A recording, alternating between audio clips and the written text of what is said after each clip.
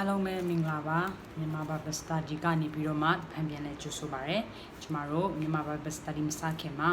ရင်ဆုံးစပုစုတောင်းကြပါစို့နနတကွနဲ့ပြင်ဆွင်သားသမီးတို့ချစ်တော်မူသောထာဝရဖဖျားကိုရရှင်ရဲ့ကျေးဇူးတော်ကိုထူးပင်ချီးမွမ်းပါ၏တပတ်သားလုံးကျွန်ုပ်တို့ကိုကဆောင်းမယုံသမကကိုရရှင်ရှင်ပြန်ထမြောက်ရာဤပုဒ်တော်နေ့၌ကိုရရှင်တို့ကပတ်တော်များကိုဖတ်ကြားဝေငှားရတော့ခွင့်လေးလာရတော့ခွင့်ကိုပေးတဲ့အတွက်ကြောင့်ကျေးဇူးတော်ကိုချီးမွမ်းပါ၏ကိုရောကျွန်ုပ်တို့ရဲ့တပတ်သားလုံးဆောင်တော်ပြမြောက်လဲခွင့်လို့ပေးတော်မူလျက်ဒီကနေ့ပြုလုပ်မဲ့ Bible Study ကိုလည်းကောင်းကြီးပေးတော်မူပါဒီကနေ့သင်ကြားမဲ့ကိုရရှင်တို့ကပတ်တော်အကြောင်းများကိုလည်းကိုရရှင်နားလည်နိုင်ရတော်ဉာဏ်ပညာများကိုပေးတော်မူလက်ခွန်အားများကိုလည်းပေးသနာတော်မူပါနောက်ဆက်သားစီးမြောက်လည်းဖယ်ရှားပေးတော်မူလက်ကျွန်ုပ်တို့လည်းနိုင်သူပါရှိတော်မူပါအစီစဉ်စားလည်းဆုံးထိတခုစီတိုင်းကိုရရှင်လောက်ဝဲသူအနန္တအခါမှာတပါးတီတော်တာတော်သခင်ရှုမိနာမောင်ပြအလိုရည်စွာဖြင့်ဆုတောင်းစက္ကအနန္တကြပါ၏အာမင်ကျွန်တော်တို့ဒီကနေ့လေ့လာမယ်သင်္ကန်းစာရဲ့ခေါင်းစဉ်ကတမန်တရားကျမ်းစာပေါ့နော်တမန်တရားဖြစ်ပေါ်လာတဲ့အကြောင်းတမန်တရားပြီးတော့ကျမ်းစာကဘယ်လိုမျိုးဖြစ်ပေါ်လာတယ်ဘသူအားဖြင့်ကျမ်းစာကနော်ကျမတို့ဘုရားသခင်ကကျမတို့ကိုပေးထားလဲဆိုတဲ့အကြောင်းကိုကျမတို့လေ့လာတော့မှာဖြစ်တယ်ကျမ်းစာအကြောင်းနော်ကျမ်းစာရဲ့ဖြစ်ပေါ်လာပုံနဲ့ကျမ်းစာရဲ့ဖြစ်တည်လာပုံဖြစ်ပေါ်လာပုံပေါ့နော်ဒီကကျမတို့ဒီကနေ့လေ့လာမယ်သင်္ကန်းစာရဲ့ခေါင်းစဉ်ဖြစ်တယ်ဆိုတော့ကျမ်းစာဆိုတာကျွန်တော်သိတဲ့အတိုင်းဘုရားသခင်နှုတ်ကပတ်တော်ဖြစ်တယ်သူ့ရဲ့နော်နှုတ်ကိုယ်တိုင်ဖြစ်တယ်တချို့အခုခေတ်မှာဆိုရင်ကျမ်းစာကိုကျမ်းစာကနော် 100% တရားရခိုင်တော့မမှန်ဘူးเนาะဘာကြောင့်လဲဆိုတော့လူတွေကရေးတဲ့အတွက်ကြောင့်အနည်းအငယ်အမားတွေရှိနိုင်တယ်ဆိုပြီးတော့မှအမျိုးမျိုးသောယုံကြည်သူတွေကိုယ်တိုင်ကအဲ့လိုမျိုးเนาะမြေခွန်းထုတ်ကြတယ်အဲ့လိုမျိုးမြေခွန်းထုတ်ဖို့ရန်အတွက်ကျမတို့ကเนาะမြေခွန်းထုတ်စရာကိုမလိုပါဘူးဘာကြောင့်လဲဆိုတော့ကျမ်းစာကပြည့်စုံတယ်ဖယားသခင်ကိုယ်တိုင်ရေးထားတဲ့ကျမ်းစာဖြစ်တဲ့အတွက်ကြောင့်ကျမတို့မှာမြေခွန်းထုတ်စရာလည်းမလိုသလိုเนาะဖယားသခင်ကိုလည်းနော်ဒေါက်နော်တန်တရားရှိစရာလည်းမလိုပါဘူး။ဘာကြောင့်လဲဘုရားသခင်ကိုယ်တိုင်ရေးထားတဲ့နှုတ်ဖြစ်တယ်။ဘုရားသခင်ကတွေ့လူတွေကိုအသုံးပြုပြီးတော့မှနော်အသုံးပြုပြီးတော့မှရေးထားရဖြစ်တယ်။ဆိုတော့ဒီကနေ့ကဘာရဲ့အမြင်နဲ့နော်ကျမတို့ခရိယန်တယောက်ရဲ့အသက်တာအမြင်ကဘယ်လိုလဲဆိုရရကိုကျမတို့ဒီနေ့သုံးသပ်မှာဖြစ်တယ်။လောကအရာတွေကနော်ယောမအခန်းကြီး1ထဲမှာပြောထားတဲ့အတိုင်းပဲနော်ယောမအခန်းကြီး1ထဲမှာကျမတို့ကိုပြောထားတဲ့အတိုင်းကျမ်းစာကဘုရားသခင်ကကဘာကြီးကိုဖန်ဆင်းတယ်ဆိုပြီးတော့မှကျမတို့ကိုကျမ်းစာထဲမှာပြောထားတယ်နော်ကျမ်းစာထဲမှာတိတိကျကျဘုရားသခင်ကဘာကြီးကိုဖန်ဆင်းတယ်ဒါအပြင်နော်သူကသူ့ရဲ့နော်လုပ်ငန်းဆောင်ရွက်ချက်တွေကိုကဘာဦးကျမ်းခန်းကြီး1တော်မှာ၎င်းယောမအခန်းကြီး1မှာတော့၎င်းဘုရားသခင်တိတိကျကျဘုရားသခင်ကိုယ်တိုင်ဖန်ဆင်းပြီးတော့မှသူ့ရဲ့နှုတ်အားဖြင့်ဖြစ်ပေါ်လာတဲ့ဆိုတဲ့အရာအားလုံးကိုကျမ်းစာထဲမှာပြောထားရဲ့အသားနဲ့လူတွေကကျမတို့လူသားတွေကဘုရားသခင်ရှိတယ်ဆိုတာကိုမယုံသလိုဘုရားသခင်နှုတ်ကပတ်တော်တွေကပြည့်စုံတယ်ဆိုတာကိုမယုံကြဘူးပထမပိုင်းမှာတော့ဘုရားသခင်ကကျမတို့သူတို့အဲ့ခေတ်တုန်းမှာတကယ်ကပောက်ကျမ်းခန်းကြီး1နော်အဲ့ခေတ်တုန်းမှာဆိုရင်ကျမ်းစာဆိုတာမရှိသေးဘူးเนาะသူတို့မှာကျမ်းစာဆိုတာမရှိသေးဘူးစာဆိုတာလည်းမရှိသေးဘူးဆိုတော့အဲ့လိုချိန်မှာဘုရားသခင်ကသူတို့ကိုဘယ်လိုစကားပြောလဲဆိုတော့ဘုရားသခင်ကသူတို့တိုက်ရိုက်เนาะစကားပြောတယ်တိုက်ရိုက်သူတို့ ਨੇ ဆက်ဆံတယ်တိုက်ရိုက်သူတို့ ਨੇ เนาะအပြောဆိုလုပ်တယ်ဆိုစကားပြောတယ်ပေါ့เนาะကျမတို့အခုခေတ်မှာတော့အဲ့လိုမျိုးအမရှိတော့ဘူးဘာကြောင့်လဲဆိုတော့ကျမ်းစာကပြည့်စုံပြီးသွားပြီဖြစ်တဲ့အတွက်ကြောင့်ဖြစ်တယ်ဆိုတော့ယောမအခန်းကြီး1ထဲမှာကျမတို့အခန်းကြီး1အပိုင်းငယ်19ကိုဖတ်တဲ့အခါမှာအဘယ်သို့နည်းဟုမူကားတည့်ရသောဘုရားသခင်အကြောင်းအရာတို့သည်သူတို့တွင်ထင်ရှားလျက်ရှိဘုရားသခင်သည်သူတို့အားပြသတော်မူပြီးအဘယ်သို့နည်းဟုမူကားဖန်ဆင်းတော်မူသောအရာများကိုထောက်ရှုသဖြင့်ထာဝရတကူတော်နှင့်ထာဝရဖြစ်သည်ဟုသောမျက်မြင်မရသောဘုရားသခင်အရာတို့သည်ကဘာတီတိကာလမှစာ၍ထင်ရှားလျက်ရှိထို့ကြောင့်သူတို့သည်ကိုယ့်အဖြစ်ကိုမဖုံးနိုင်ရာကဘာတီတိကာလတိုင်အောင်ဘသူရဲ့ဘုံထင်ရှားလဲဖယားသခင်ရဲ့ဘုံကထင်ရှားတယ်ဖယားသခင်ဘုံထင်ရှားတယ်ဆိုတာဖယားသခင်ကနော်ပြည့်စုံပြီးတော့မှတကယ်ကြွယ်ဝတဲ့သကိုးရှိတဲ့ဖယားဖြစ်တယ်အဲ့ဒါကိုတောင်မှလူတွေကမယုံကြည်တဲ့အပြင်ကျမ်းစာကိုလည်းမယုံကြည်ကြဘူးနော်ပထမဦးဆိုဖယားကိုမယုံကြည်တဲ့အတွက်သူတို့ကျမ်းစာကိုလည်းမယုံတော့ဘူးအဲ့တော့ကျွန်တော်တို့အသက်တာမှာတည်ဖို့က ဒီချမ်းစာကဖခင်ရဲ့နှုတ်ကပတ်တော်ဖြစ်တယ်ဖခင်ရဲ့နှုတ်မှုထားတဲ့အရာဖြစ်တယ်ဆိုတာကိုနော်ကျမတို့ဓမ္မဟောင်းတွေဖတ်တဲ့အခါမှာကြည့်နော်ဖတ်ကြည့်တဲ့အခါမှာအာဒန်နဲ့ဖခင်သခင်ကသူတို့အာဒန်ဥယျာဉ်မှာနေတဲ့အခါမှာဖခင်သခင်သူတို့နဲ့နေ့တိုင်းနော်မိတ္တဟာယဖွဲ့တယ်စကားပြောတယ်ဒါအပြင်အာဒန်ခေမကသေးဘူးလူသားတွေအပြစ်ထဲကိုကြားရောက်တဲ့အခါမှာလေဖခင်သခင်ကအေနောဤအာဗြဟံအိုက်ဇက်ဂျေကုပ်နော်ယာကုပ်နော်ယောသတ်မောရှေစဒါအပြင်နော် prophet ဘုရားသခင်ရဲ့ prophet တွေနဲ့လည်းသူကနှုတ်နဲ့တိုက်ရိုက်ပြောတယ်တချို့တွေဆိုရင်အိမ်မအဖြစ်တော်၎င်းနော်တချို့တွေဆိုရင်ယေရှုဘုရားကလူအဖြစ်နော်လာပြီးတော့မှအာဗြဟံနဲ့မိဿဟာယဖွဲ့တကဲ့သို့နော်လူအဖြစ်တော်၎င်းသူကလာပြီးတော့မှသူ့ရဲ့လူတွေနဲ့ဘုရားသခင်မိဿဟာယဖွဲ့ပြီးတော့မှစကားပြောတယ်ဆိုတော့အဲ့ဒီအရာတွေကိုကြည့်တဲ့အခါမှာနော်ဘုရားသခင်ကသူ့ရဲ့နော်တကိုးတော်တွေကိုပြတာတယ်သူကဘာအရာအလုံးကိုတဆွမ်းနေတဲ့ဘုရားဖြစ်တယ်လို့နော်သူစံစာကိုသူအခုသူတို့ဗဇက်နဲ့ပြောယုံနဲ့နော်မပြီးဘူးဘုရားသခင်အဲ့အရာတွေကိုသူ့ရဲ့တပည့်တွေကိုချရေးခိုင်းတယ်မောရှေကိုချရေးခိုင်းတယ်နော်မောရှေကိုပထမဆုံးတော့ကဘာကြီးဖြစ်ခြင်းနော်ကဘာကြီးဖြစ်ပေါ်လာခြင်းပြီးတော့ 10 commandments ဆိုတဲ့ပြည့်ညတ်တော်10ပါအမျိုးမျိုးနော်ပန်တီကုတ်လို့ခေါ်တဲ့ကဘာဦးကျမ်းနေပြီးတော့မှကဘာဦးကျမ်းချွတ်မြကျမ်းကိုပြည့်ကျမ်းတော်လျက်ကျမ်းတရားဟောရကျမ်းဆိုတော့ငါးကျမ်းကိုပေါ့နော်ဘုရားသခင်ကရေးခိုင်းတယ်အဲ့ဒီရောက်ရေးခိုင်းတဲ့အခါမှာမောရှေက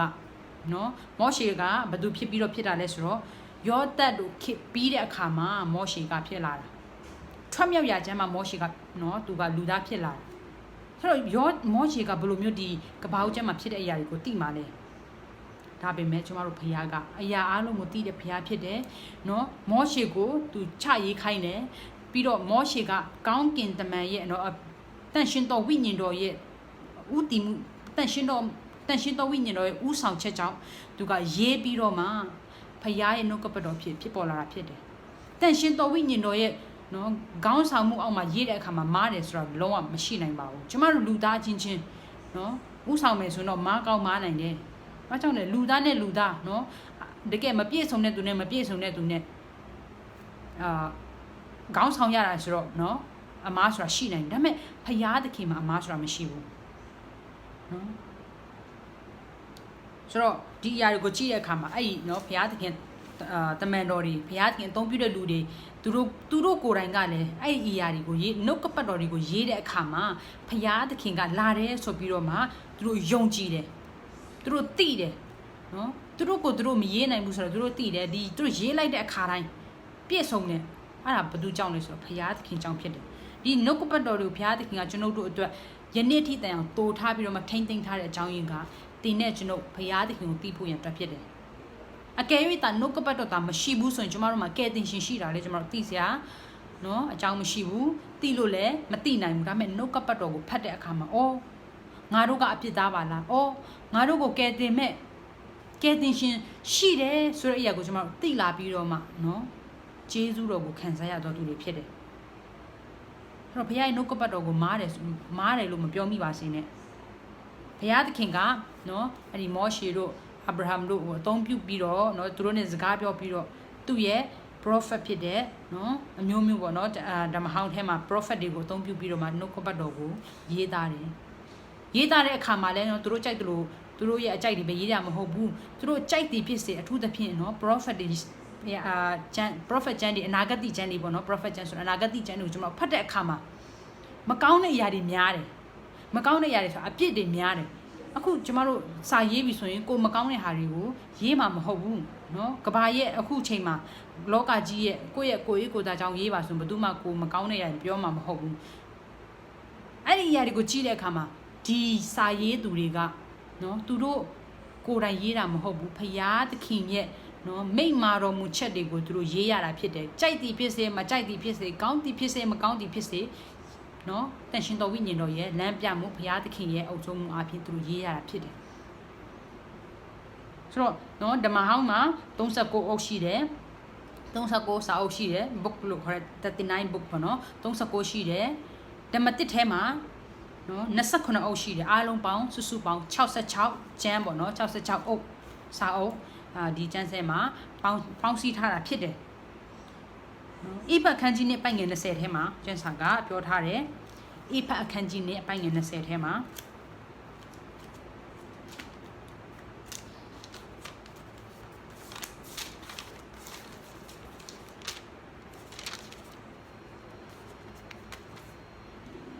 ဣဖတ်ခန်းကြီးနဲ့ပိုင်ငယ်20ထဲမှာကျမ်းစာကဘယ်လိုပြောထားလဲဆိုတော့အဘယ်သို့နည်းဟုမူကားတမန်တော်တို့မှစ၍ပရောဖက်များတည်ဟူသောတိုက်မြစ်ပေါ်၌သင်တို့သည်ထက်ဆင့်၍တည်ဆောက်လျက်ရှိနော်ဒီနှုတ်ကပတ်တော်တွေကဓမ္မတိကနော်ဘယ်ကနေပြီးတော့မှတည်ဆောက်လျက်ရှိလဲဆိုတော့ပရောဖက်များ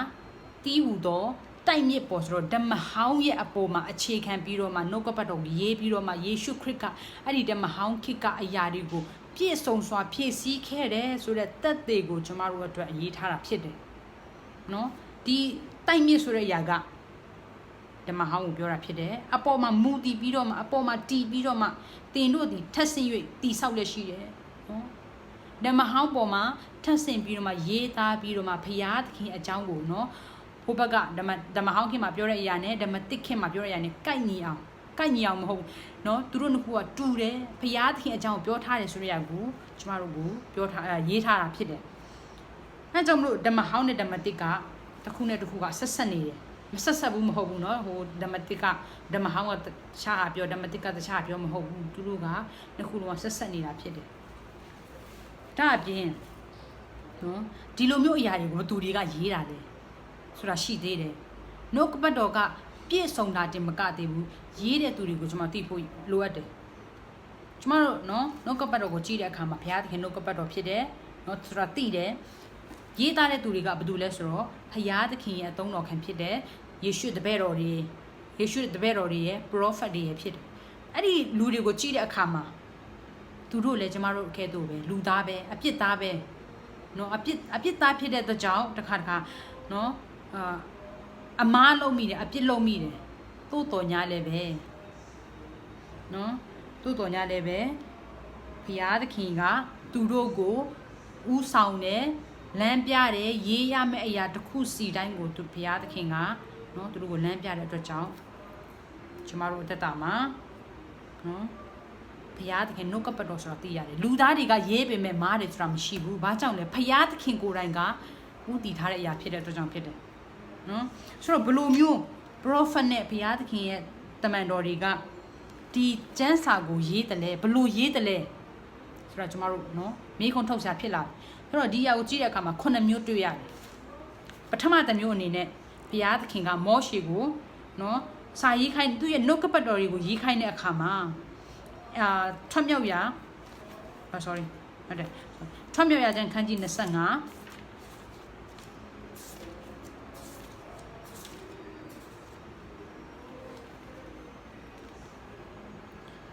ထွတ်မြောက်ကျမ်းခန်းကြီး25ပိုင်ငယ်40ဘုရားသခင်ကနော်မောရှေကိုဘလို့ရေးခိုင်းလဲဆိုတော့နော်သူ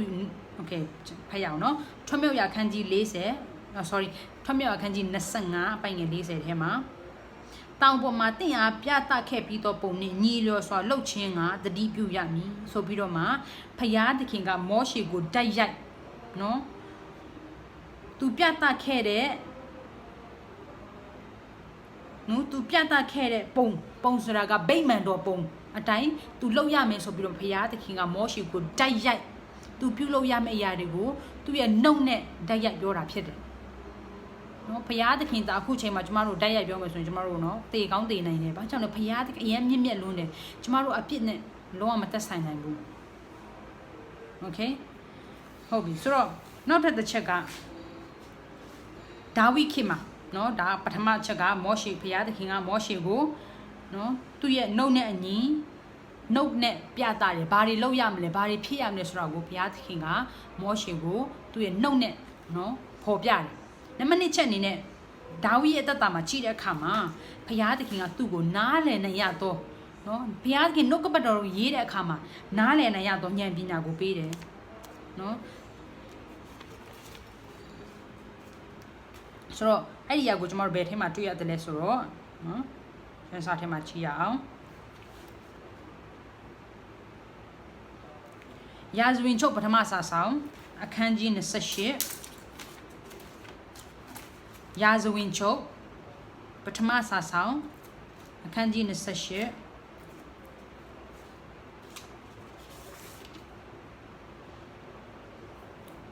ပိုင်ငယ်19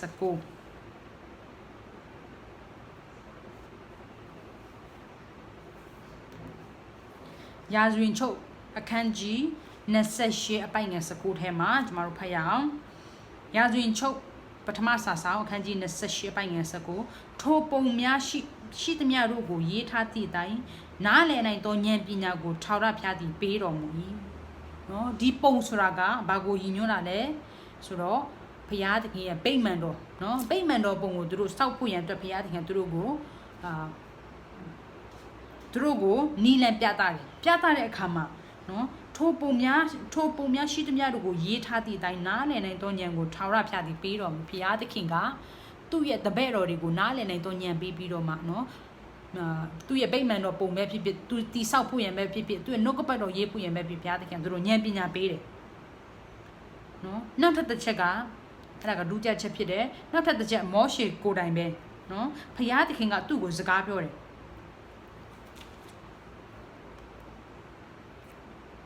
တောလျာကျမ်းအခန်းကြီး1ပိုင်ငယ်1ထဲမှာတောလျာကျမ်းအခန်းကြီး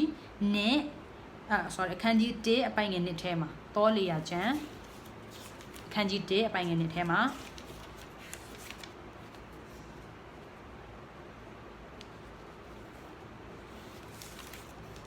ကျမတို့ဖတ်တဲ့အခါမှာနော်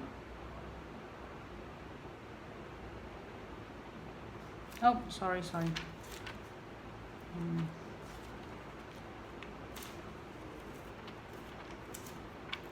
ဝတ်ပြုရာကျမ်းဟောရကျမ်းမဟုတ်နော် Leviticus ဝတ်ပြုရာကျမ်းအခန်းကြီး1ပိုင်ငယ်1ထဲမှာ sorry ဝတ်ပြုရာကျမ်းနော်ဟောရကျမ်းမဟုတ်ဘူးဝတ်ပြုရာကျမ်းအခန်းကြီး1ပိုင်ငယ်1ထဲမှာကျွန်မဖတ်ရအောင်နော်ဝတ်ပြုရာကျမ်းကတောလျာကျမ်းရဲ့အရှိရကျမ်းနော်ဝိပယကျန်ခန်းကြီး1ပိုင်ငယ်1ထဲမှာတင်သည်ဤတေလမျိုးသားတို့ကိုဆင့်ဆိုရမည်မှာတင်တို့တွင်တဆုံတယောက်တော်သူသည်ထာဝရဘုရားအားပူဇော်တကားကိုပြုလို့လျင်ယင်တော်တိရစ္ဆာန်အသီးဟူသောနွားပိုစိတ်တို့ကိုဆောင်ခဲ့၍ဆက်ရမည်နော်လို့ပြောတဲ့အခါမှာဒီမောရှေအခုချိန်မှာဘုရားသခင်ကမောရှေကိုနော်တင်တို့တွင်တဆုံတယောက်တော်သူသည်ထာဝရဘုရားပူဇော်စကားကိုပြုလို့လျင်ဆိုပြီးတော့ဘုရားသခင်ကမောရှေနဲ့တိုက်ရိုက်စကားပြောတယ်နှုတ်နဲ့နော်ကျမတို့တယောက်နဲ့တယောက်စကားပြောသလိုပဲဘုရားသခင်သူ့ရဲ့လူတွေနဲ့တိုက်ရိုက်ဆက်ဆံတယ်တိုက်ရိုက်နော်ပြောဆိုတယ်အဲ့ဒီကိုကြည့်ချင်းအပြင်မောရှေရဲ့အသက်တာမှာသူ့ရဲ့နှုတ်ကပတ်တော်တွေကိုရေးတဲ့အခါမှာမားတယ်ဆိုတော့ကျမတို့မဖြစ်နိုင်ဘူးလုံးဝမရှိနော်လုံးဝကိုမဖြစ်နိုင်ဘူးဘုရားသခင်ကသူနဲ့စကားပြောတဲ့အပြင်ဘုရားသခင်ကသူရေးလိုက်တဲ့အရာတစ်ခုစီတိုင်းနော်ဘုရားသခင်နဲ့သူပြောတဲ့အရာကိုသူရေးတဲ့အခါမှာဘုရားသခင်ကသူ့ကိုမဆောက်မပဲနေမလားမနေဘူးဘုရားသခင်မှာအရာနော်တကိုးတော်တွေအများကြီးရှိတယ်ဆိုတော့အဲ့တကိုးတော်တွေကြောင့်မောရှေကနော်ဘုရားသခင်ရဲ့နှုတ်ကပတ်တော်သူနဲ့ဘုရားသခင်နဲ့စကားပြောရတဲ့ကိုသူ record နော်ရေးတဲ့အခါမှာတိကျစွာရေးနိုင်တယ်ဒါအပြင်နော်ထွတ်မြောက်ရာကျမ်းအခန်းကြီး6အပိုင်ငယ်30ထဲမှာထွတ်မြောက်ရာကျမ်းအခန်းကြီး6အပိုင်ငယ်30ထဲမှာထွတ်မြောက်ရာကျမ်းအခန်းကြီး6အပိုင်ငယ်30မှာထာဝရဘုရားကလည်းအေဂုတုရှင်ဘုရင်ဖာရောမင်းထံသို့ဝင်၍ဆိုပြီးတော့မှဘုရားသခင်ကမောရှေကိုတိုက်ရိုက်စကားပြောတယ်နော်တိုက်ရိုက်စကားပြောခြင်းအပြင်ဘုရားသခင်ကသူ့ရဲ့လူတွေကိုတုံးပြပြီးတော့မှနှုတ်ကပတ်တော်တွေကိုရေးခိုင်းတယ်ဆိုတော့နော်မောရှေက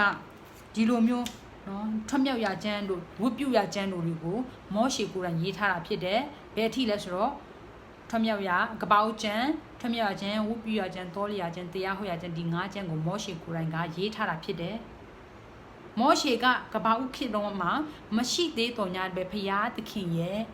နော်ဥဆောင်မှုဘုရားသခင်ရဲ့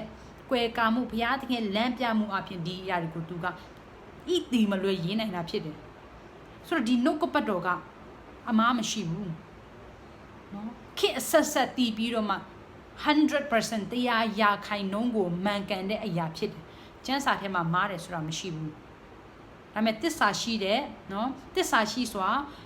ဘာသာပြန်ထားတဲ့နော်ဘာသာပြန်တွေကတော့မပြည့်စုံတဲ့ချမ်းမဟုတ်ဘူးနော်တကယ်နော် 100% ပြည့်စုံတဲ့အရာကဘုရားခင်နှုတ်ကပတ်တော် original နော် original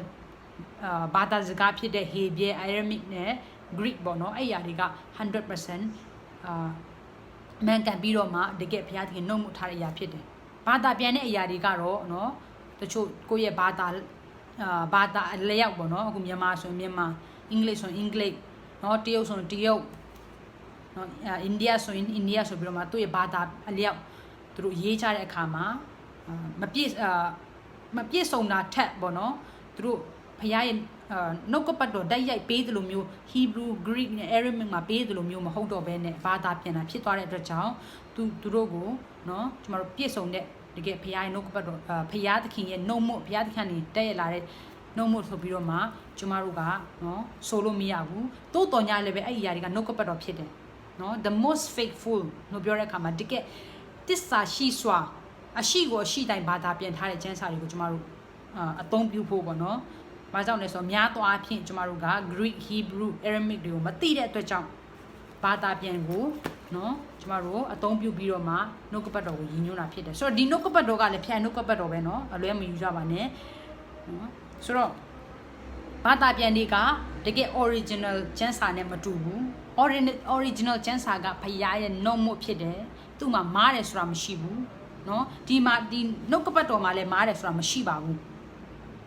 လုံးဝကိုမရှိပါဘူးเนาะဒါပေမဲ့သူကဘာသာပြင်ထားတာဖြစ်တဲ့အတွက်ကြောင့် original နဲ့မ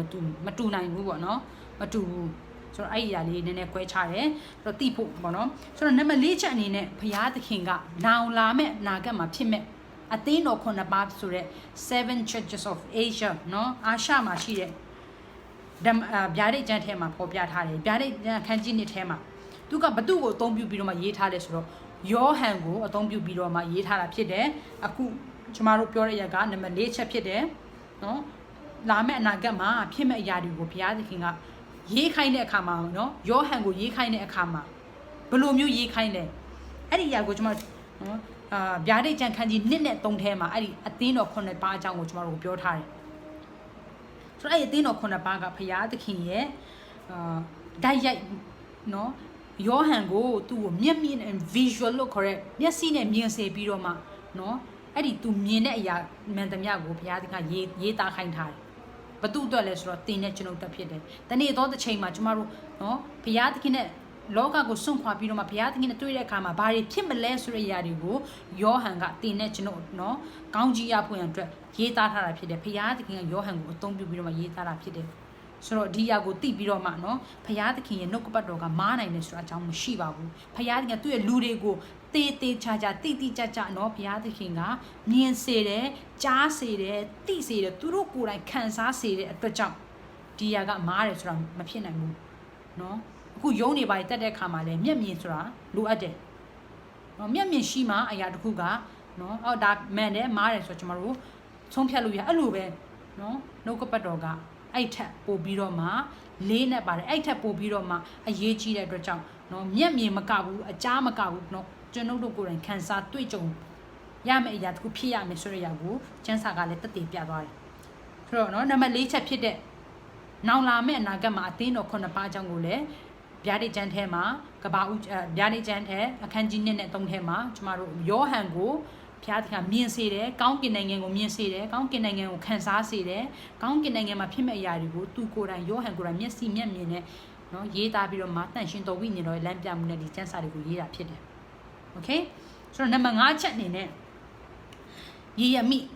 နော်ကျွန်တော်တို့သိတဲ့အတိုင်းပဲယေရမိနော်ကျမ်းပေါ့နော်အဲ့ကျမ်းထဲမှာဘယင်ကပေါ့နော်သူကဘုရားရဲ့နှုတ်ကပတ်တော်တွေကိုမိရှို့တဲ့အခါမှာအဲ့ဒီနော်မိရှို့လိုက်တဲ့အခါမှာကဲကျမတို့ယေရမိကိုလည်းရအောင်နော်ယေရမိခန်းကြီး36ယေရမိခန်းကြီး36ယေရမိအနာဂတ်ကျမ်းနော်ယေရမိခန်းကြီး36အပိုင်ငယ်32ယေရမိမိသားစကားမဟုတ်နော် okay sorry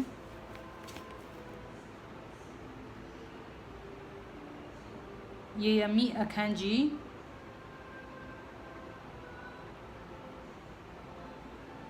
โอเคရေရမိအနာဂတိကျမ်းအခန်းကြီး36ပိုင်းငယ်32ထဲမှာ36ပိုင်းငယ်32ထဲမှာကျမ်းစာကပြောထားတယ်ရေရမိခန်းကြီး36ပိုင်းငယ်32ထဲမှာရေရမိအနာဂတိကျမ်းအခန်းကြီး36ပိုင်းငယ်32ထဲမှာထိုအခါရေရမိသည်အခြားသောစာလိပ်ကိုယူ၍နေဤသားစာရေးဘာရှုအားပေးသဖြင့်ယူဒဘီရင်ရောရကိန်မိရှို့သောစာ၌ပါသွားသဖြင့်စကားတို့ကိုရေရမိသည်နှုတ်မွေ၍ဗျာဒိတ်သည်ဗျာယုတ်သည်ရေးထား၏အလားတူစကားများလည်းထပ်၍တွင်ရ၏ဖျားသခင်နှုတ်ကပတ်တော်တွေသူတို့မိရှို့တဲ့ထဲမှာပါသွားတဲ့အခါမှာဖျားသခင်မရေးနိုင်တော့တာမဟုတ်ဘာမေ့သွားပြီငါမရေးနိုင်တော့ဘူးဆိုပြီးတော့မှနော်ပြုလုပ်တဲ့ဖျားမဟုတ်ဘူးဖျားသခင်ကညံတော်နဲ့ပြည့်စုံတဲ့ဖျားဖြစ်တဲ့အတွက်ကြောင့်အဲ့ဒီရေရမိကိုပြန်ပြီးတော့မှသူ့ရဲ့နော်အရင်ကရေးခဲ့တဲ့အဲ့ဒီမိရှို့ထဲမှာပါသွားတဲ့စာအတိုင်းဖျားသခင်ကနော်ရေရမိကိုရေးနေရတော့ခွင့်ပေးုံတမကပို့နော် additional နော်အရာကိုလည်းဘုရားသခင်ကတွေ့လူတွေအတွက်အတုံးဝင်မဲ့အရာကိုလည်းဘုရားသခင်ကဆက်လက်ပြီးတော့မှရေးခိုင်းထားတယ်ရေးခိုင်းထားတဲ့အတွက်ကြောင့်နော်အဲ့ဒီလောင်သွားတဲ့ကိုစားတခြားစာကိုဘုရားသခင်ကပေးထားဖြစ်တယ်ဆိုတော့အဲ့ဒါကနံပါတ်5ချက်ဖြစ်တယ်ဘုရားသခင်ကနော်ကျမတို့လူသားတွေကဖျောက်ဖျက်အောင်လှုပ်တော်ညာလဲပဲဘုရားသခင်အရာအလုံးကိုနော်ပြန်လဲပြီးတော့မှ the same နော်အဲ့ဒီအရာနဲ့တန်းတူတကယ့်ကိုတူညီတဲ့အရာတစ်ခုကိုပြန်ပေးနိုင်တဲ့ဘုရားမကြောက်လေသူ့မှာသူ့အရာအလုံးရှိတဲ့ဘုရားဖြစ်တဲ့အတွက်ကြောင့်သူမလုံနိုင်တဲ့အရာမရှိဘူးကျမတို့လူသားတွေဆိုရင်စာအုပ်တအုပ်နော်အရင်ခေတ်တုန်းကအခုခေတ်မှာတော့ internet တွေပါတယ် PDF တွေရှိတဲ့အတွက်ကြောင့်နော်ကျမတို့ပြန်ပြီးတော့မှကူးယူလို့ရအဲ့ခေတ်တုန်းကဆိုရင် PDF တို့ဘာလို့မရှိဘူးသူတို့တအုပ်ရေးပြီဆိုရင်နော်ပြန်ရေးဖို့ကမလွယ်ဘူးသူတို့လက်နဲ့ရေးရတယ်ဆိုတော့အဲ့စာအုပ်ကြီးကုံသွားတဲ့နော်တကယ်မီးရှို့ထဲမှာပါတဲ့ခါမှာသူတို့ရေးတဲ့အရာအကုန်လုံးသူမှတ်မိနိုင်မှာမဟုတ်ဘူးလူသားတွေဆိုရင်တော့ဟာသွားပြီဆိုပြီးတော့မှအစ်စ်တခြားဟာရေးရတော့မယ်ဒါပေမဲ့ဖရာသခင်ကအဲ့ဒီမီးလောင်ထဲမှာပါတဲ့စာကဲ့သို့တပုံစံတဲ့ဖရာသခင်ကကျမတို့ကိုပြန်ပေးနိုင်တယ်ပြန်ရေးခိုင်းတယ်ရေရမိကိုအသုံးပြုမှပြန်ရေးခိုင်းတယ်ဆိုတော့ဒီအရာကိုကြည့်တဲ့အခါမှာဖရာသခင်နှုတ်ကပတ်တော်ကဘယ်လောက်ထိအရေးပါတယ်လဲဘယ်လောက်ထိဖရာသခင်ကတဘိုးရှိလဲဆိုတာကိုကျမတို့သိရတယ်အဲ့ဒါကနံပါတ်5ချက်ဖြစ်တယ်နံပါတ်6ချက်အနေနဲ့နော်creation တန်ရှင်းဖန်ဆင်းခြင်းအကြောင်းကိုကျွန်တော်ကြည့်တဲ့အခါမှာမောရှေကရေးထားရဲဆိုတော့ကိုကျွန်တော်တို့သိရတယ်အခုနလည်းပြောထားပြီးပြီနော်ဒါမဲ့လောကလူသားတွေကဘယ်လိုပြောလဲဆိုတော့နော်မောရှေကနော်ဒီလောကမှာရှိတဲ့အရာတွေကိုမိခိုပြီးတော့မှရေးထားတာဖြစ်တယ်ဆိုပြီးတော့မှပြောတာအဲ့လိုမျိုးသာဆိုရင်ကဘာဦးကျမ်းရဲ့နော်စာတွေကဖခင်ရဲ့အလိုတော်နဲ့ညီမှာမဟုတ်တော့ဘူးဖခင်ရဲ့အလိုတော်ဖြစ်မှာမဟုတ်တော့ဘူးကျွန်တော်ဖတ်တဲ့အခါမှာဖခင်သခင်စီကလာတယ်ဆိုတော့ကျွန်တော်တို့ခံစားရမှာမဟုတ်ဘူးနော်ဒါအပြင်ဒီကဘာဦးကျမ်းထဲမှာဖြစ်တဲ့အရာတွေကဖခင်သခင်ကနော်မောရှေကိုသူ့ရဲ့နှုတ်နဲ့ဒီကဘာဦးကျမ်းမှာဒါဖြစ်တယ်ဘာဖြစ်တယ်အာဗြဟံကဒီလိုဖြစ်တယ်နောအေးကဒီလိုဖြစ်တယ်အိုက်ဇက်ကဘယ်လိုဖြစ်လဲဆိုတော့ဖခင်သခင်ကမောရှေကိုသူ့ရဲ့နှုတ်ကိုယ်တိုင်နဲ့နော်ပြောပြီးတော့မှမောရှေကသူ့ရဲ့လက်ကိုယ်တိုင်နဲ့တန့်ရှင်းတော်ဝိညာဉ်တော်ရဲ့ဥဆောင်ချက်နဲ့ရေးထားတယ်ဆိုတာကိုနော်အဲ့ထဲမှာတွေ့ရလဲဆိုတော့တောလီယာကျမ်းခန်းကြီးစနစ်ပိုင်ငယ်ရှစ်ထဲမှာတောလီယာကျမ်းအခန်းကြီးစနစ်အပိုင်ငယ်ရှစ်ထဲမှာ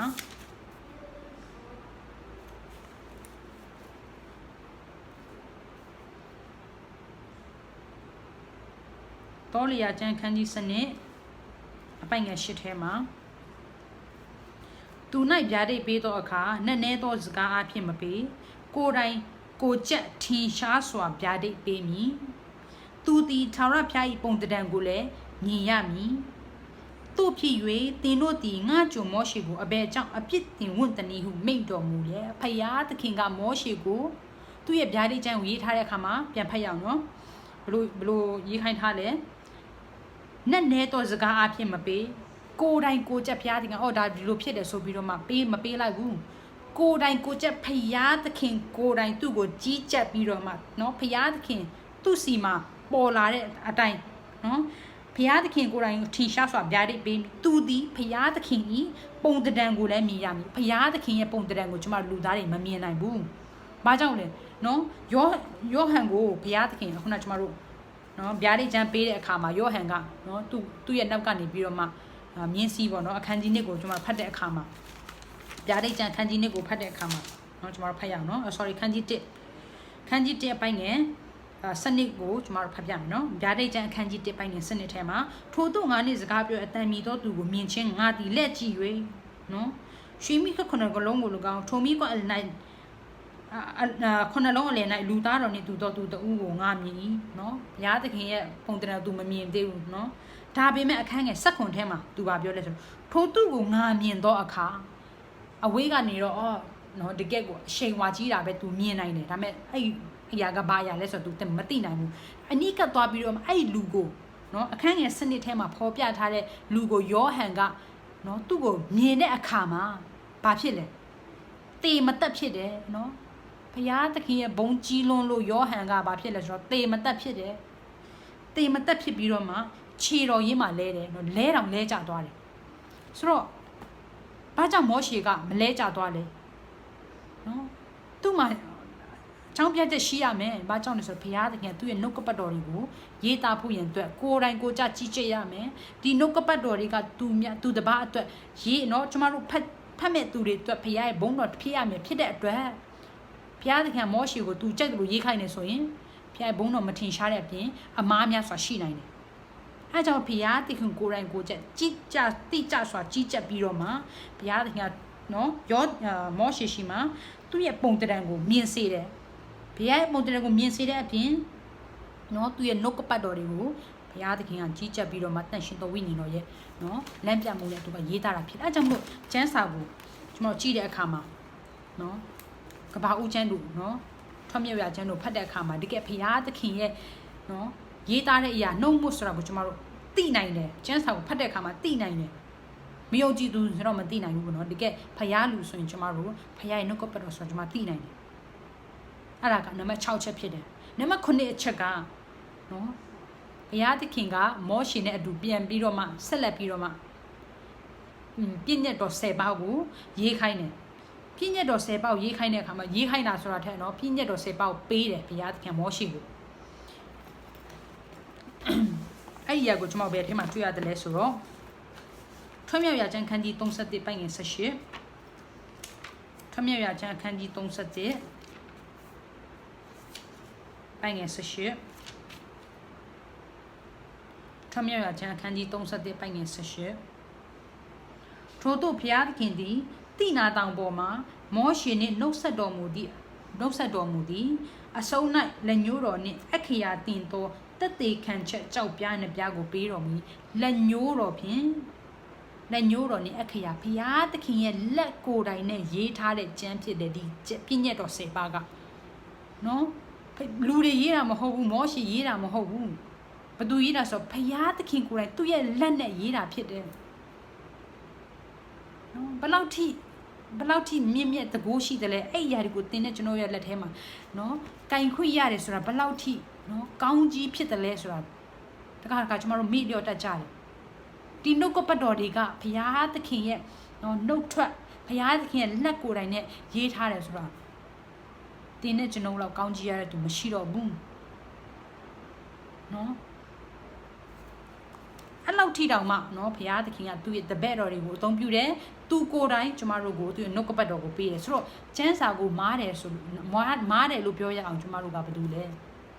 ကျမတို့ကဘုရားသခင်အသုံးတော်ခင်တူရိယာတွေဖြစ်တယ်ကျမတို့ဆီယာတဲကပေါ့နော်ရှင်းပြတယ်တူရိယာဆိုတာတဲ့အခုကျမတို့လုပ်တဲ့အရာတိုင်းမှာဘုရားရဲ့ဘုန်းတော်ထင်ရှားရမယ်ဘာကြောင့်လဲကျမတို့ဘုရားရဲ့တူရိယာဖြစ်တယ်တူရိယာလို့ပြောတဲ့အခါမှာခုစာရေးတယ်နော်ကျမတို့ဘောပင်နဲ့စာရေးပြီးတော့မှတကယ်နော်ကျမတို့ရေးတဲ့အခါမှာလက်ရေးအရန်လာတဲ့အခါမှာဟာနီးရဲ့စကလုံးတွေကလာလိုက်တာဆိုပြီးတော့မှဘသူ့ကိုချီးမွမ်းလဲဆိုတော့ရေးတဲ့သူကိုချီးမွမ်းတယ်နော်အဲ့လိုပဲကျမတို့အသက်တာမှာဘုရားသခင်ကကျမတို့တူရိယာလို့ခေါ်တဲ့ခဲတံနော်ခဲတံဖြစ်ဘောပင်ဖြစ်အဲ့ရကိုအသုံးပြုပြီးတော့မှဘုရားသခင်ရေးတဲ့အခါမှာသူရေးတဲ့အရာတွေကနော်ဟာတကယ်ကိုကောင်းလိုက်တာဆိုပြီးတော့မှချီးမွမ်းခြင်းကဘသူစီမှာတွားရမလဲဆိုတော့ဘုရားသခင်စီမှာတွားဟာဒီရေးတဲ့သူကတော်ပါလားဆိုပြီးတော့မှရေးတဲ့သူကိုချီးမွမ်းမှာမဟုတ်ဘူးကျမတို့ကအဲ့လိုမဟုတ်ဘူးနော်ကျမတို့ခဲတံကိုဘသူမှမဟာဒီခဲတံကရေးတတ်ပါလားဆိုပြီးတော့မှခဲတံကိုမချီးမွမ်းဘူးအဲ့နေရာမှာကျမတို့ကခဲတံနဲ့အတူတူပဲခဲတံဖြစ်ဘောပင်နဲ့နော်အဲ့တူရိယာဖြစ်တယ် ချီးမွမ်းခြင်းကကျမတို့နဲ့မခံထိုက်ဘူးကျမတို့ကဖရာသခင်သုံးလို့တာနော်ရေးရတဲ့အရာဖြစ်တယ်ဖရာသခင်တာမသုံးဘူးဆိုရင်ဒီဘောပင်ကကျမတို့တာဒီဘောပင်မသုံးဘူးဆိုရင်ဘောပင်ကအသုံးမဝင်အဲ့လိုပဲဖရာသခင်တာကျမတို့ကိုမသုံးဘူးဆိုရင်ကျမတို့အသက်တာက0ဘာမှမဟုတ်ဘူးဆိုကျမလှုပ်တဲ့အရာကင်တဲ့အရာတိုင်းမှာဘသူရဲ့ဘုံတော်ထင်ရှားဖို့လဲဆိုဖရာသခင်ဖြစ်တယ်ဘာကြောင့်ဖရာသခင်ကကျမတို့ကိုအသုံးပြုလို့တာကျမတို့ကဒီနေ့ဒီချိန်ထိအသက်ရှင်နေတာဖြစ်တယ်နော်ကိုနော်ငါကနော်စုံတယောက်ပဲဆိုပြီးတော့မှမာနကြီးဖို့မဟုတ်ဘူးဒီအရာတွေကျန်းစာတွေကိုဖတ်တဲ့အခါမှာနှုတ်ကပတ်တော်တွေကိုကျမတို့ကြည့်တဲ့အခါမှာဖရာသခင်တကူတော်ဖရာသခင်သူ့ရဲ့လူတွေကိုအသုံးပြုပြီးတော့မှရေးသားထားပါလားဆိုပြီးတော့မှနော်ဖရာရဲ့ဘုန်းတော်ထင်ရှားစေဖို့ကျမတို့အသက်ရှင်ရမယ်ကျမတို့ကခဲတံကဲ့သို့နော်ခဲတံကဲ့သို့ဖရာသခင်ကရေးမှသာဖရာသခင်အသုံးပြုမှသာဒီခဲတံကအသုံးဝင်တာဖြစ်တယ်ဆိုဒီလက်ဖြစ်တဲ့ဖရာသခင်မရှိဘူးဆိုရင်ကျမတို့တက်တာကအသုံးဝင်ဘူးအဲ့ဒီ illustration လို့ခေါ်ရဲအဲ့ဒီပုံတေးဖို့ပုံကိုအဲ့ဆရာကပြောတဲ့အခါမှာအော်ဟုတ်ပါလားတစ်ခါကျမတို့တက်တာမှာလေဒီမှာတခုလောက်ပြီဆိုရင်နော်သူများတွေကကိုယ်ချီးမွမ်းတာလဲလိုချင်သေးတယ်နော်လူသားဖြစ်တဲ့အတွက်ကြောင့်နော်အဲ့ရကိုနားအဲ့ဆရာရဲ့ရှင်းပြချက်ကိုကျမနားထောင်တယ်အော်ဟုတ်ပါလားနော်ငါကဘာမှမဟုတ်တဲ့ခဲတဲ့တစ်ချောင်းဘုရားသခင်ကအဲ့ခဲတယ်ကိုမသုံးပြဘူးဆိုရင်ငါ့အတတကဘာမှမဟုတ်ဘူးငါနော်အဲ့ခဲတယ်ကသူ့ဟာသူမတည့်ရပြီးတော့မှမရေးနိုင်ဘူးနော်ရေးတဲ့သူရှိမှကင်တဲ့သူရှိမှအသုံးပြုတဲ့သူရှိမှအဲ့ခဲတယ်အသုံးဝင်တာမဟုတ်ဘူးဆိုရင်ဘာမှအသုံးဝင်စရာအကြောင်းမရှိဘူးအဲ့လိုပဲကျမတို့တက်တာမှာပြုလုပ်တဲ့အရာမှန်တည်းများကဘုရားသခင်ကျမတို့ကိုအသုံးပြုတာဖြစ်တယ်ကျမတို့ကတူရိယာတွေဖြစ်တယ်ဘုရားသခင် instrument လို့ခေါ်တဲ့တူရိယာဖြစ်တဲ့အတွက်ကြောင့်ဘုရားသခင်ကသူ့ရဲ့နော်တပည့်တော်မောရှေတွေကိုရေးတဲ့အခါမှာလဲဘုရားသခင်ကိုယ်တိုင်ရေးသားတာဖြစ်တယ်မောရှေကတာနော်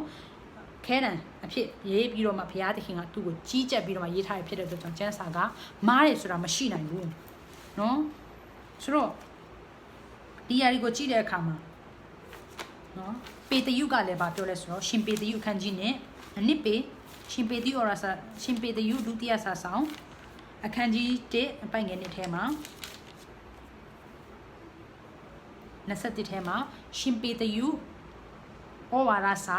ဒုတိယစာဆောင်အခန်းကြီး1အပိုင်ငယ်21ထဲမှာကျမ်းစာကဘယ်လိုပြောထားလဲဆိုတော့အကြောင်းမူကားအနာဂတိစကားတို့သည်အနာဂတိစကားဆိုတာကနော်ဘုရားသခင်နှုတ်ကပတ်တော်ဓမ္မဟောင်းဓမ္မတစ်နော်အနာဂတိဖျားရဲ့နှုတ်ကပတ်တော်ကျမ်းတွေကလူအလိုအားဖြင့်ဖြစ်ဘူးသည်မဟုတ်ကျမတို့လူဖြစ်တဲ့အတိုင်းကျမတို့ရဲ့အလိုတော်တိုင်းဖြစ်လာတာမဟုတ်ဘူးဖယားသခင်ဤတန့်ရှင်းသူတို့သည်ဖယားသခင်တန့်ရှင်းသူဆိုတာကဖယားသခင်ရဲ့လူတွေကထို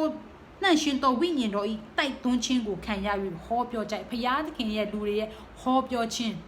တမန်တော်ရဲ့ဟောပြောခြင်းတမန်တော်ရဲ့ရေးသားခြင်းတွေကဖယားသခင်စီကလာတဲ့အတွက်ကြောင့်ဖယားသခင်နှုတ်ကပတ်တော်ဖြစ်တယ်နော်အခုခေတ်မှာတော့မရှိတော့ဘူးကျမ်းစာကပြည့်စုံသွားပြီဖြစ်တဲ့အတွက်ကြောင့်ဘုရားသခင်ရဲ့နော် revelations လို့ခေါ်တဲ့ပြဋ္ဌာန်းချက်တွေအသစ်ပြန်လည်ပြီးတော့မှဘုရားသခင်ကသူ့ရဲ့လူတွေကိုမပေးတော့ဘူးဘာကြောင့်လဲကျမ်းစာကပြည့်စုံသွားပြီဖြစ်တဲ့အတွက်ကြောင့်နော်အဲ့ຢာတွေမရှိတော့ဘူးဒါပေမဲ့ဘုရားသခင်ကသူ့ရဲ့တပည့်တော်တွေ12ပါးကိုအသုံးပြုပြီးတော့မှရေးတာဖြစ်တယ်အဲဒါကြောင့်မလို့တန့်ရှင်းတော်သူဆိုတာကဘုရားသခင်အသုံးပြုတဲ့သူ့ရဲ့နော် prophet တွေသူ့ရဲ့တပည့်တော်တွေကတန့်ရှင်းတော်သူဖြစ်တယ်သူတို့ပါဇက်ကနေလာတဲ့အရာပဲဖြစ်ဖြစ်သူတို့လက်ကနေရေးတဲ့နှုတ်ကပတ်တော်ပဲဖြစ်အဲ့ဒါကဘုရားသခင်စီကလာတဲ့အတွက်ကြောင့်ကျွန်တော်တို့ဘုရားသခင်ရဲ့နှုတ်ကပတ်တော်ကဲ့သို့ကျွန်တော်တို့ခံယူရမယ်နော်အခုခေတ်မှာတော့အဲ့လိုအရာတွေမရှိတော့ဘူးဆိုတာကိုလည်းသိစေချင်တယ်ဆိုတော့ဒီနှုတ်ကပတ်တော်က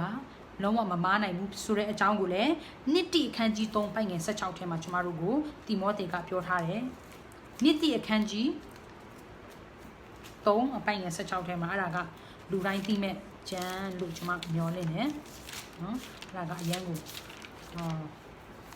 လူသိများတဲ့ကျမ်းပေါ့နော်နှစ်တိအခန်းကြီး3ပိုင်ငယ်16ထဲမှာ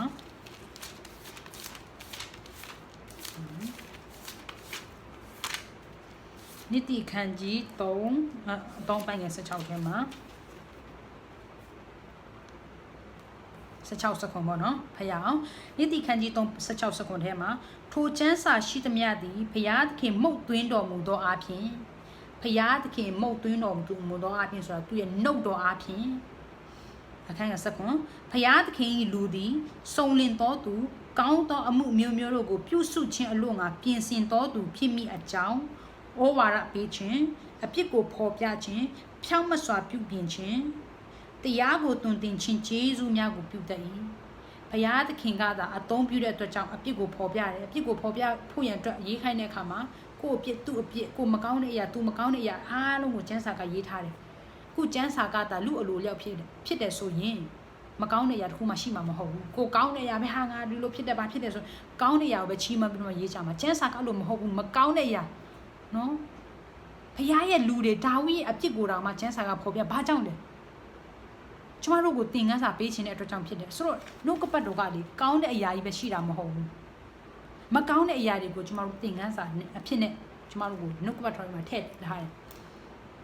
ဆိုတော့ဒီနှုတ်ကပတ်တော်ကဘုရားသခင်ရဲ့ကျမ်းလို့ကျမတို့မပြောနိုင်တော့အောင်ဘာများ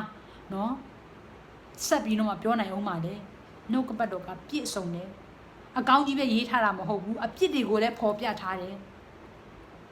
အဲ့ဒါကိုကြည့်ချင်းအပြင်ဘုရားသခင်နှုတ်ကပတ်တော်ကနော်တကယ်တစ္ဆာနဲ့ဖြောင့်မတ်ခြင်းနဲ့ပြည့်စုံတယ်ဆိုတဲ့အရာကိုကျွန်မသိနိုင်တယ်ဘုရားသခင်ရဲ့နှုတ်ကပတ်တော်ဆိုတော့ကျွန်မတို့နော်သိနိုင်တယ်ချက်ချင်းသိနိုင်တယ်အခုလူတွေရဲ့စာအုပ်ကိုဖတ်တဲ့အခါမှာ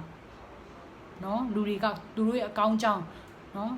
လို့ဖြစ်ကြောင်းသူများကိုအပြစ်နော်သူများအပြစ်ကိုပဲများသောအားဖြင့်ဖော်ပြကြမှာကိုယ့်ရဲ့အပြစ်ဆိုရင်ဘယ်သူမှဖော်ပြမှာမဟုတ်ဘူးဒါပေမဲ့ကျမ်းစာကနော်ကိုယ့်အပြစ်သူ့အပြစ်နော်ဘသူပဲဖြစ်ဖြစ်ဘယင်ဖြစ်သည်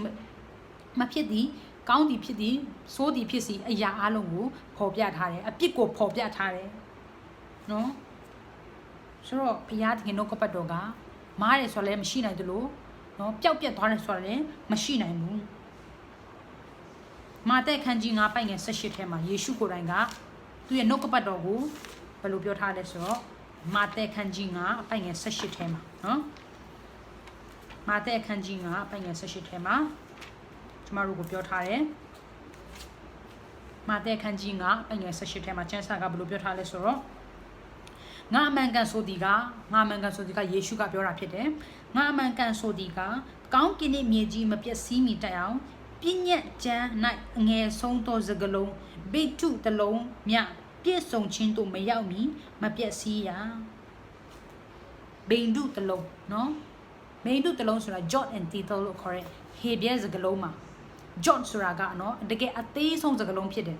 အခုကျမတို့လိုမျိုးကာကြီးခါခွေအခရာပေါ့နော်အခရာတွေထဲမှာ jot ဆိုတဲ့အရာကအသေးဆုံးသောအရာဖြစ်တယ် tittle ဆိုတာကနော်အခုကျမဒီမှာပုံပြမယ်เนาะဒီပုံထဲမှာပြောထားတဲ့အတိုင်းဒီမှာတစ်သေးလေးပေါ့เนาะဒီတစ်သေးလေးအရာကအဲ့အရာတစ်လုံးမှတောင်မှပြက်သွားမှာမဟုတ်ဘူးဆိုပြီးတော့မှကျမ်းစာထဲမှာယေရှုကပြောထားတယ်သူเนาะကောင်းကင်နဲ့မြေကြီးဘာပြောထားလဲကောင်းကင်နဲ့မြေကြီးကောင်းကင်နဲ့မြေကြီးမပြက်စီးမိတိုင်အောင်ဒီလောကကြီးကိုဘုရားသခင်ကမဖြက်စီးမိအတိုင်အောင်ဘုရားသခင်နှုတ်ကပတ်တော်ကပျောက်သွားမှလည်းမဟုတ်ဘူးဖြက်စီးသွားမှလည်းမဟုတ်ဘူးမာယွန်းခြင်းရှိမှလည်းမဟုတ်ဘူးနော်ဒါပေမဲ့ကျန်းစာကမားတယ်ကျန်းစာမပြည့်စုံသေးဘူးလို့ပြောတဲ့သူရဲ့အသက်တာမှာဘာခံရမလဲဆိုတော့ပြီးတော့ကျန်းစာရဲ့နော်နှုတ်ကျန်းစာကိုနှုတ်ယူတာပဲဖြစ်ဖြစ်နော်ကျန်းစာထဲမှာနော်အပိုထည့်တာပဲဖြစ်ဖြစ်ဘုရားသခင်ကဘယ်လိုမျိုးပြစ်ခံထားရမလဲလို့ပြောထားတယ်ဆိုတော့ဗျာဒိတ်ကျမ်းအခန်းကြီး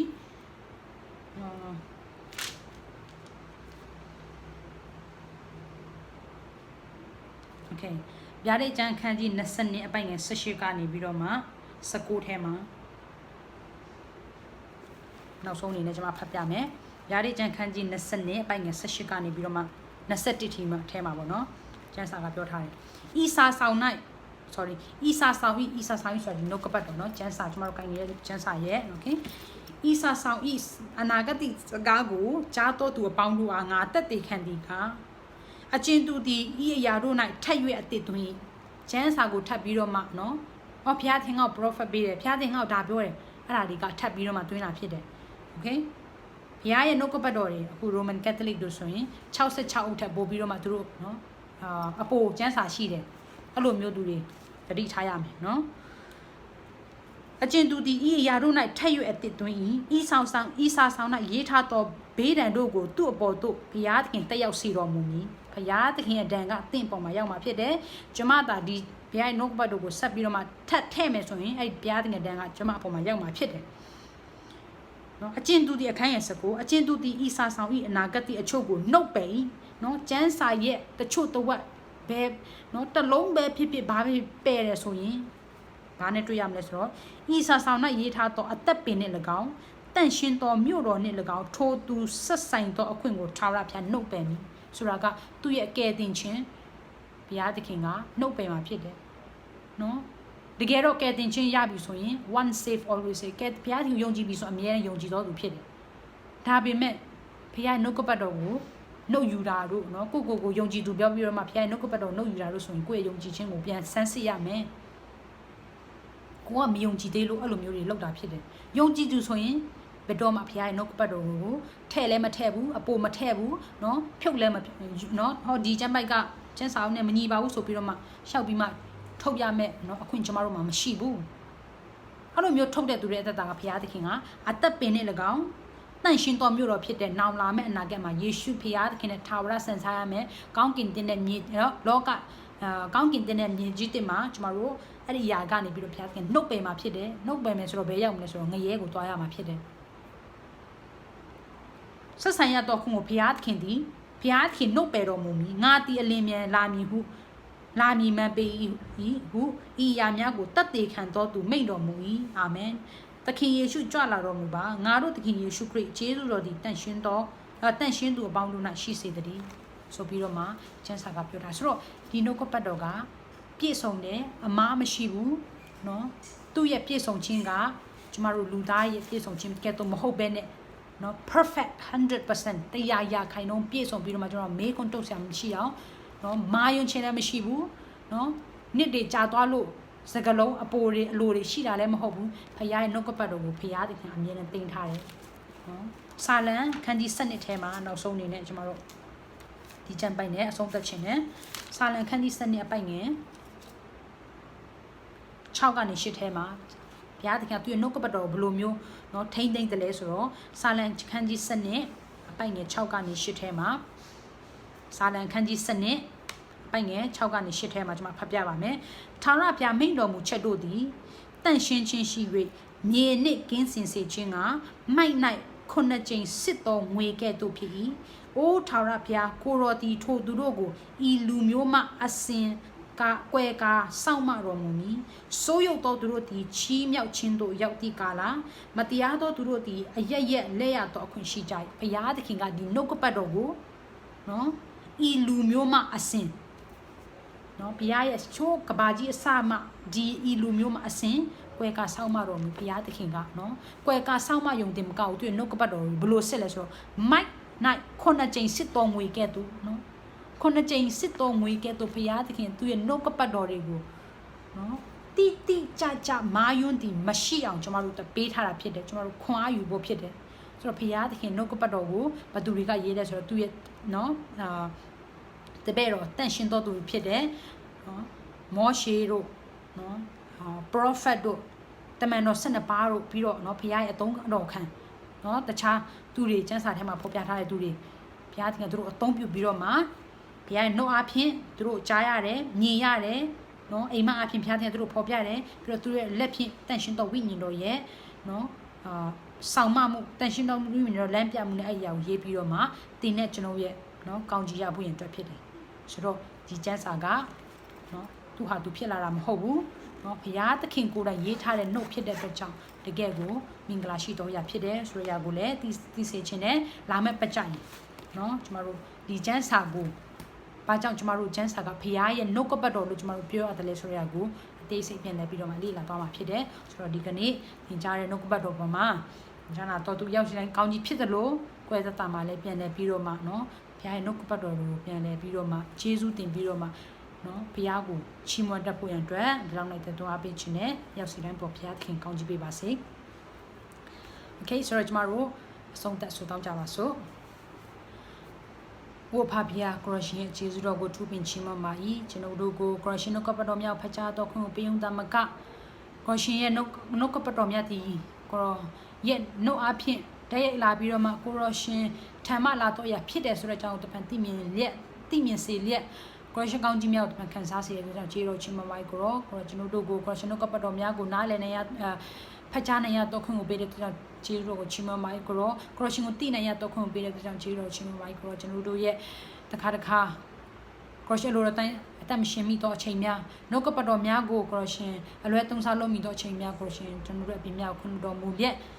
နောင်လာမယ့်အနာဂတ်မှာဒီနှုတ်ကပတ်တော်များကိုင်ဆွဲလဲကျွန်တော်သက်သာနိုင်သူတပါးအတွက်တော်လကောင်းကျွန်တော်တို့ကိုယ်တိုင်တော်တော်ကောင်းကိုရှင်ရဲ့ကောင်းကြီးမင်္ဂလာခံစားလျက်သူတပါးအတွက်ကောင်းကြီးဖြစ်ပွင့်ရအတွက်လည်းဖြစ်စီတော်မူပါလာမယ့်အချိန်တိုင်းလုံးစုံမှာလည်းကျွန်တော်တို့သူပါရှိတော်မူလျက်ကိုရှင်လမ်းပြပို့ဆောင်တော်မူပါကိုလာမယ့်ပတ်များမှာလည်းဤကဲ့သို့ကိုရှင်တို့ကပတ်တော်များကိုဖတ်ကြားလေ့လာတော့ခွင့်ပေးမဲ့တော့ကြောင့်ဆုတောင်းလိုပါ၏ဤအလုံးကိုဆုတောင်းတဲ့အခါမှာတပါးတည်းတော့ပါတော့သခင်ယေရှုမိနာမှာပြုလို့ရည်စွာပြီးဆုတောင်းစကန်နိုင်ကြပါ၏အာမင်